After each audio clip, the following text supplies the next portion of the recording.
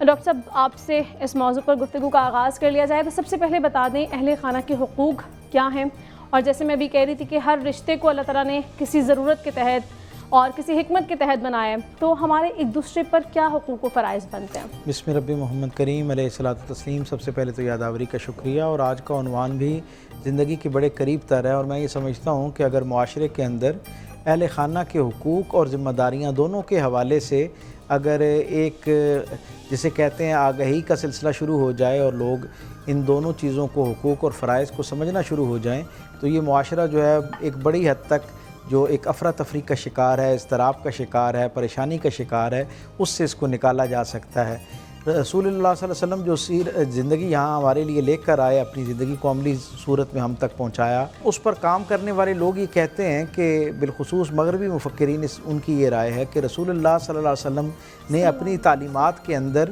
گھرانے پر، افراد خانہ کے اوپر ان کے حقوق اور ان کے فرائض کے ذیل میں اتنا تفصیل سے کلام کیا، گویا ان کے حقوق اور فرائض پر اتنی تفصیل سے آگاہی دی ہے، قول کی شکل میں بھی اور عملی گواہی کی شکل میں بھی، کہ وہ یہ کہتے ہیں کہ ہمیں یوں لگتا ہے کہ جیسے یہ گھرانے کا دین ہے، یعنی یہ دین ہی ایسا ہے جو ایک پورے گھرانے کو ایڈریس کرتا ہے۔ اور یہ بات کافی حد تک درست ہے کہ ویسے تو یہ اجتماعی زندگی کو بھی، اس کے لیے بھی ہدایت اور رہنمائی فراہم کرتا ہے، یہ دین اس کی خوبصورتی ہے، بہت انفرادی درجے پہ خلوتگاہ تک کی جو ہدایت ہے وہ بھی ہمیں عطا کرتا ہے، لیکن ایک بہت بڑا حصہ اس ہدایت نامے کا جو ہے اس کا عنوان افراد خانہ اور ان کے درمیان تعلقات ہیں۔ ہم یہ دیکھتے ہیں کہ جب ایک شخص ایک گھرانے کا فرد بنتا ہے، اس کی آنکھ کھلتی ہے، تو یہ اللہ کا کیا خوبصورت نظام ہے کہ جس چہرے پر سب سے پہلے اس کی نگاہ پڑتی ہے وہ اسے اپنا تعارف کراتے ہوئے بتاتی ہے کہ میں تمہاری ماں ہوں، اللہ نے میرے وجود سے تمہیں وجود بخشا ہے۔ پھر وہ باقی جو ارد گرد لوگ کھڑے ہیں ان کے بارے میں تعارف کرواتی ہے اور کہتی ہے کہ یہ تمہارے دنیا میں آنے کا ذریعہ جو ہے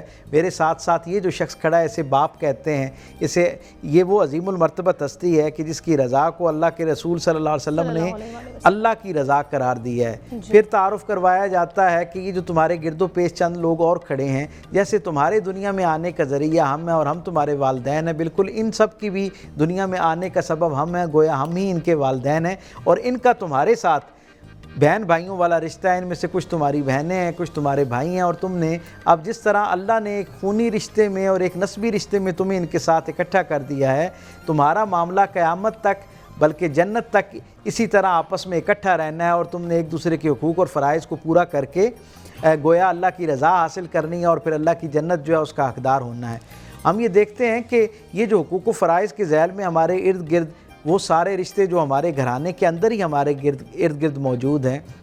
اگر انسان پوری دیانتداری اور احتیاط کے ساتھ ان کے حقوق ادا کرنا شروع کر دے تو اللہ کی رضا اتنی آسان ہو جاتی ہے کہ کوئی تصور ہی نہیں کر سکتا ہے۔ اور سرکار دو عالم صلی اللہ علیہ وسلم سے منسوب ایک حدیث کی روشنی میں ہم تک یہ بشارت پہنچی کہ اللہ نے رشتوں کو راحت کا ذریعہ بنایا ہے۔ ہم سب کو بہت بنیادی طور پر اپنے گرد و پیش میں جو موجود یہ سارے رشتے ہیں نا، ان کے حوالے سے بڑے ٹھہراؤ کے ساتھ اور انصاف کا دامن ہاتھ میں لیتے ہوئے یہ سوچنا چاہیے کہ کیا یہ جو رشتے ہیں، ان رشتوں میں ہم اپنے ساتھ جڑے ہوئے لوگوں کے لیے راحت کا ذریعہ ہیں یا نہیں ہیں۔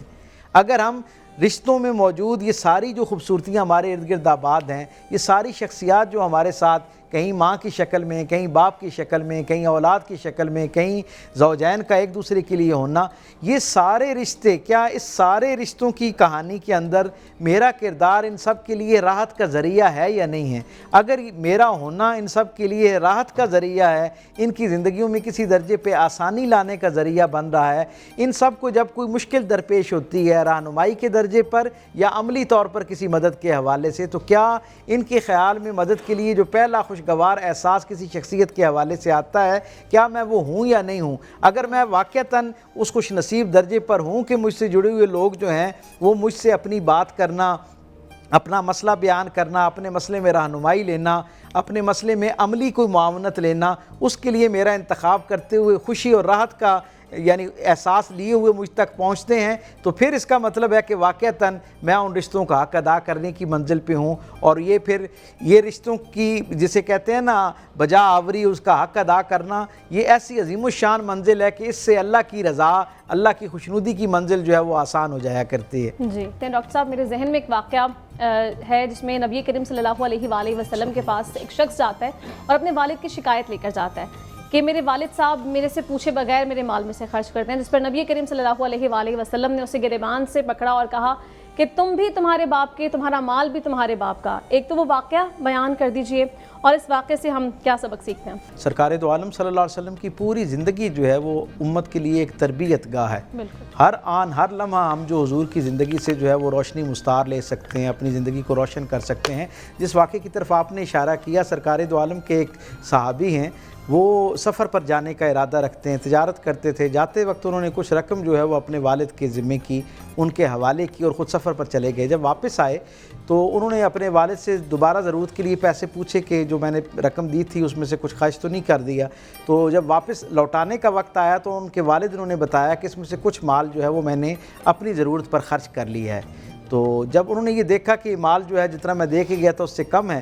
تو ان کا مزاج ایک دم جو ہے وہ برم ہو گیا اور انہوں نے اپنے والد کے ساتھ سخت لہجے میں بات کرنا شروع کر دی۔ یہ آج ہمارا بھی ایک المیہ ہے، اور ہمارے سامعین و ناظرین میں وہ سارے لوگ جن کو اللہ نے والدین کی اور بالخصوص والد کی نعمت دے رکھی ہے، اور ان کے والدین اب عمر کے اس حصے میں ہیں اور بالخصوص والد عمر کے اس حصے میں ہیں کہ جہاں پر ہم یہ دیکھتے ہیں کہ وہ خود اب کسب معاش نہیں کر سکتے، نہیں کما سکتے، جب وہ ہم سے اپنی ضرورتوں کے لیے ایک جسے کہتے ہیں نا مان کے ساتھ اور ایک امید کے ساتھ، یقین کے ساتھ کہ یہ میرا بیٹا ہے، میں نے زندگی بھر اس کے لیے اپنی محبتیں نچھاور کی ہیں، اپنا بہترین کمایا ہوا اس کے اوپر خرچ کیا ہے، جب وہ کسی امید، یقین اور مان کے ساتھ ہم سے کچھ طلب کریں اور ہمارے پاس موجود ہو تو ہمیں پورے وقار کے ساتھ، اسی احترام کے ساتھ انہیں جو ہے ان پر وہ خرچ کرنا چاہیے اور انہیں ان کی خدمت میں اپنے اسباب پیش کرنے چاہیے جن پر اللہ کے رسول صلی اللہ علیہ وسلم کی طرف سے بشارتیں جو ہیں وہ نازل ہو چکی ہیں۔ وہ جو صحابی تھے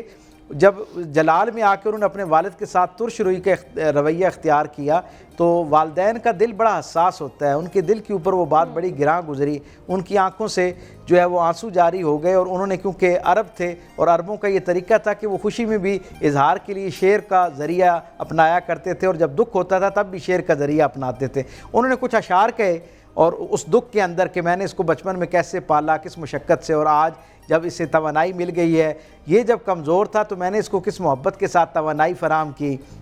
اس کی نگہداشت کی، اس پر اپنا بہترین مال خرچ کیا۔ آج جب میں کمزور ہوں اور میں نے اس کے مال میں سے کچھ اپنے لیے، اپنی ضرورت کے لیے خرچ کر لیا ہے اور یہ طاقتور ہے، تو اس کا میرے ساتھ رویہ کیسا ہے؟ اس مفہوم کے اشعار جب کچھ کہے اور پھر اس کے بعد مسجد نبوی کی طرف سفر شروع کر دیا، آقا کریم صلی اللہ علیہ وسلم کی بارگاہ میں پہنچے، حضور نے اپنے صحابی، بزرگ صحابی کی طرف دیکھا، ان کے چہرے پر موجود اداسی کو پڑھا اور ان سے اداسی کا سبب پوچھا، تو اس صحابی کا دل جو تھا وہ گویا سارا غم جو تھا وہ باہر آ گیا، اور انہیں غصے میں وہ جو کچھ غصے کا منظرنامہ تھا وہ سارے کا سارا جو ہے حضور کے سامنے رکھا اور یہ بیان کیا کہ میرے بیٹے نے آج اس طرح میری دل آزاری کی ہے۔ آقا کریم صلی اللہ علیہ وسلم نے جب یہ بات سنی نا تو وہ جنہیں اللہ نے کائنات کے لیے، عالمین کے لیے رحمت بنا کر بھیجا ہے، آپ کے چہرہ مبارک جو ہے اس کے اوپر جلال کے آثار نمایاں ہو گئے، اور آپ نے ایک صحابی کو کہا کہ جاؤ اور جا کر اس کو بلا کر لاؤ۔ جب اس بیٹے صحابی کو بلایا گیا، سرکار دو عالم صلی اللہ علیہ وسلم نے اس سے پوچھا کہ تم نے ان کے ساتھ کن لفظوں میں بات کی ہے؟ ابھی وہ بات کرنا ہی چاہ رہے تھے تو سرکار دو عالم صلی اللہ علیہ وسلم نے اس بزرگ صحابی سے کہا کہ سب سے پہلے مجھے وہ اشعار سنائیں جو آپ نے اس کے دکھ میں جو اس کا رویہ آپ کے ساتھ تھا وہ اشعار ذرا سنائیں، کیونکہ ان اشعار کی تڑپ اللہ کی بارگاہ میں یعنی آپ کی دعا کی شکل میں ایسی پہنچی ہے کہ اللہ نے وہ اشعار ان پر مجھے مطلع کر دیا ہے، مجھے باخبر کر دیا ہے۔ یعنی اس سے اندازہ لگائیں کہ والد کا جب دل دکھتا ہے اور اس کی طرف سے کوئی آہ نکلتی ہے، کوئی فریاد نکلتی ہے، تو وہ اللہ کی بارگاہ میں کس طرح براہ راست پہنچتی ہے۔ اللہ کے رسول صلی اللہ علیہ وسلم نے جب اس کا اعتراف سنا نا کہ ہاں اس نے اس لب و لہجے میں اپنے والد سے بات کی ہے، تو آقا کریم صلی اللہ علیہ وسلم جن کے مزاج میں کہیں ہمیں اس طرح کا جلال نظر نہیں آتا، حضور اپنی جگہ سے اٹھے اور آپ نے اس کا گریبان پکڑ لیا اور کہا کہ یاد رکھ جو کچھ تیرا ہے، جو تو خود ہے وہ بھی، اور جو کچھ تیرے پاس ہے وہ سارے کا سارا تیرے باپ کا ہے۔ تو اس سے ہم تک یہ بات پہنچتی ہے، ہمیں اندازہ لگانا چاہیے کہ حضور جو بدترین دشمنوں کے لیے بھی رحمت کا پیغام لے کر آئے ہیں، جب حضور کو یہ خبر پہنچتی ہے کہ آپ کا ایک امتی اپنے والد کے ساتھ ترش لہجے میں بات کرتا ہے، تو حضور اتنا جلال فرماتے ہیں۔ ہمیں اپنی زندگیوں میں اس بات کو سوچنا چاہیے کہ جب ہمارے اعمال کی خبر،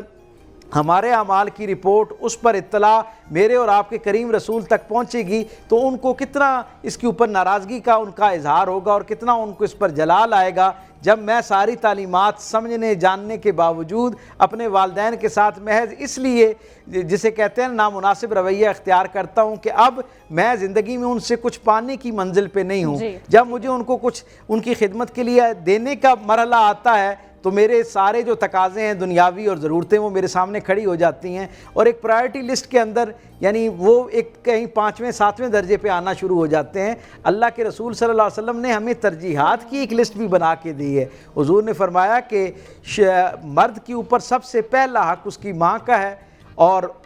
بیٹا جو ہے اس کے اوپر سب سے پہلا حق ماں کا ہے، اور بیٹی جو ہے اس کے اوپر یعنی عورت جو ہے اس کے اوپر سب سے پہلا حق اس کے شوہر کا ہے۔ معاشرے کے اندر جتنے بھی یہ جو عدم مساوات کا ایک ماحول ہمیں نظر آتا ہے، جس کے نتیجے میں ایک افراتفری پیدا ہوتی ہے، رشتوں کے اندر ایک کھچاؤ آتا ہے، تناؤ آتا ہے، گلے شکوے پیدا ہوتے ہیں، ان کا سبب یہ ہے کہ جو فطری حقوق و فرائض کی ایک ترتیب اللہ کے رسول صلی اللہ علیہ وسلم نے ہمیں عطا کی ہے، جب ہم اس کو چھوڑ کر اپنی جسے کہتے ہیں نا قلبی رغبت کی بنیاد پر، اپنی مصلحتوں کی بنیاد پر ایک نئی لسٹ مرتب کرتے ہیں اور اپنی ترجیحات کا ایک اپنے انداز سے تعین کرتے ہیں، اپنی ضرورتوں کو، اپنے مفادات کو سامنے رکھتے ہوئے، تو پھر اس سے معاشرے کے اندر بھی بگاڑ پیدا ہونا شروع ہوتا ہے، اور یہ بگاڑ جو ہے گھرانے کے اندر بھی آنا شروع ہوتا ہے، اور آپ کی انفرادی زندگی کے اندر بھی وہ رشتے جو راحت کا ذریعہ ہوتے ہیں وہی آپ کے لیے انتشار اور اذیت کا ذریعہ بننا شروع ہو جاتے ہیں۔